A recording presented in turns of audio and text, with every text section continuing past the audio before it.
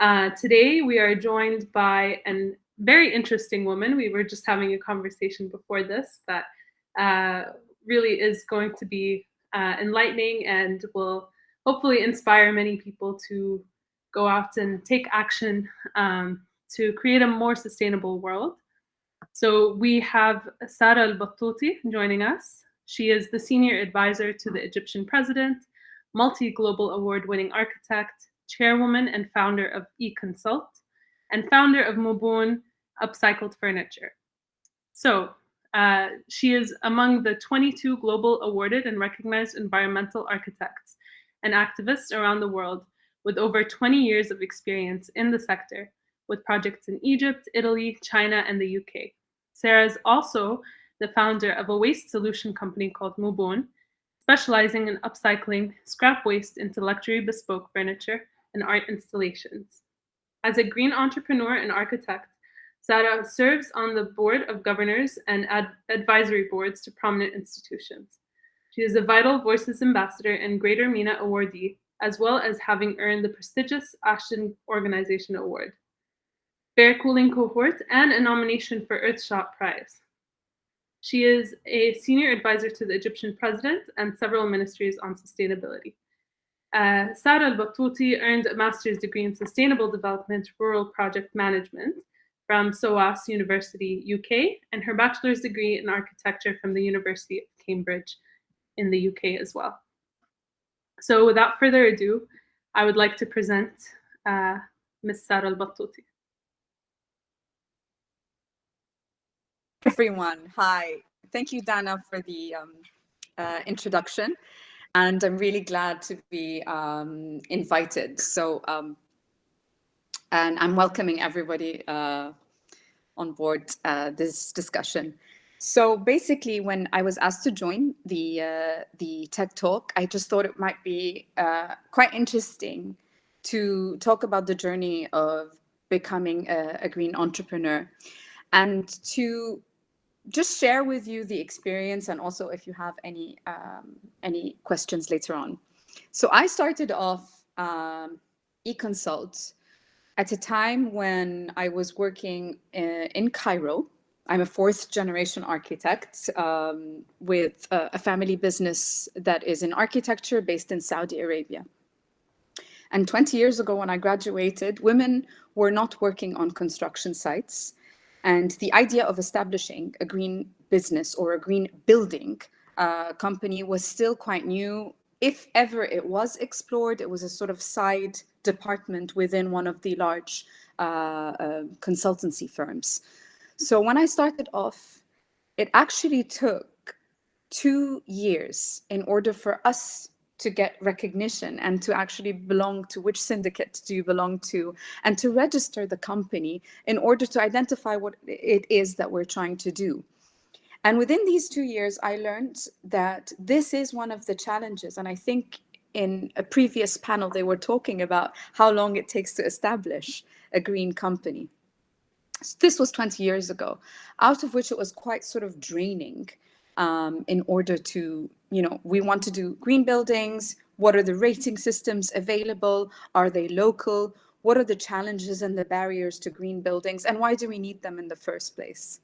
And it's that question that until very recently, while we're operating, and you'd be surprised, it's everywhere. We've got projects in many places. It's everywhere.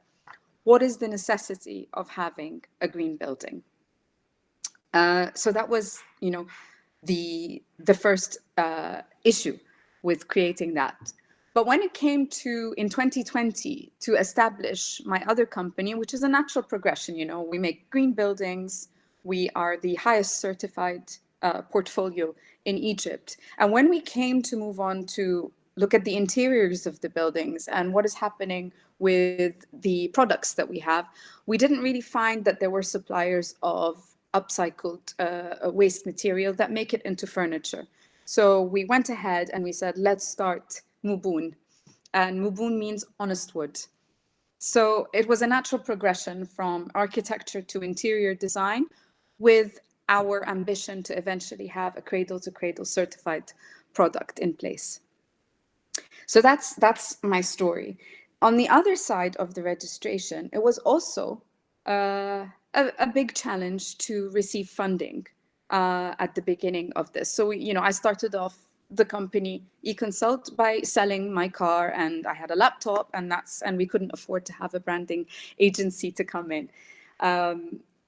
So I believe that we're moving in a direction where it's not so difficult to really keep on maintaining the momentum that you want to do something, but it is still there when it comes to green buildings that you are opening up the market and stepping into it. This is a very challenging thing for entrepreneurs. But basically, if we are going to talk about, creating impact and the challenges and the opportunities in MENA, I think it's not just for green buildings, it's across the sector. Maybe just to discuss, say, 2 challenges, and the rest are all opportunities. The first one, I think, would definitely be it sounds very simplistic, but a lot of us, when we are trying to establish a green company, in general, the people that you are going for support from simply do not understand what it is that you're trying to do. So it's a question of identifying what it is. Now we have a lot of confusion, green hydrogen, blue hydrogen, AI, agri-tech, etc. They are confusing, just as green buildings are still confusing. Until today, it's 2022, and people can call a green building a conventional building that doesn't have any waste management, that doesn't have any vernacular or traditional or cultural elements to it. But if you put a solar panel on top of it, it's called a green building. And that's not what a green building is at all. So what we need to do is to just introduce ourselves into these markets in a way that is absorbed by the support network that you would have, or the audience that we would have. So that's the first challenge. Not everyone understands climate change. Not everyone understands what you're trying to do in terms of being a green entrepreneur. There is still skepticism, but thankfully, that's really, depleted recently with more awareness. So yeah, that's number one, I'd say. The second one is that within the ecosystem of green entrepreneurship, from what I'm seeing, throughout the years, is that there still remains a lack of diversity in the definition of green business. So we have our green heroes. We have our energy sector. We have renewables. We have recycling. But beyond this, the portfolio is so broad. There's a whole, colorful spectrum out there of green businesses, from agtech to financing, to water resource solution, green buildings, products, the integration of art and contextualizing culture and indigenous knowledge and biodiversity and marine life. There are so many opportunities to open up the green ecosystem beyond the conventional, because they were the ones that were driven by governments to begin with. So it was, oil to renewables. It was, certification processes. It was like, the ISO for buildings, etc.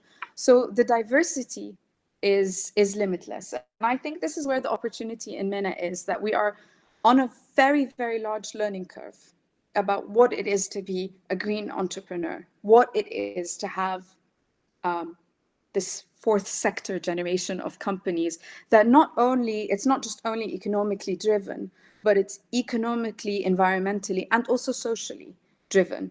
That's the fourth sector, where you're sort of like in the gray. You're operating as a social enterprise, but you're also a for-profit company.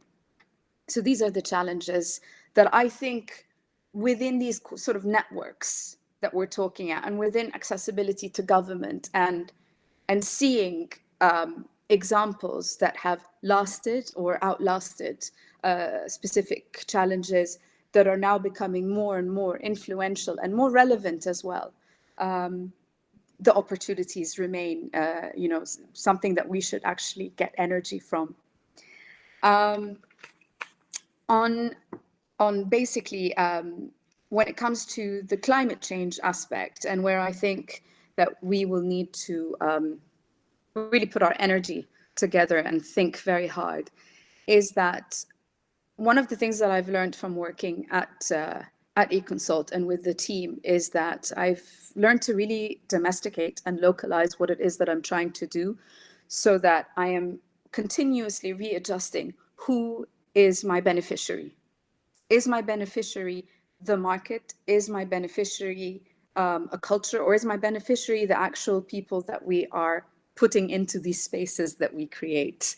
And it's a continuous challenge, because you have to sort of tame yourself to providing, I mean, I'm in the business of providing buildings, designing buildings that are there to alleviate the heat stress from my beneficiaries, where I have to solve the fact that 30% of household incomes is going into cooling. So I don't know why we are not addressing cooling as architects as much as we should.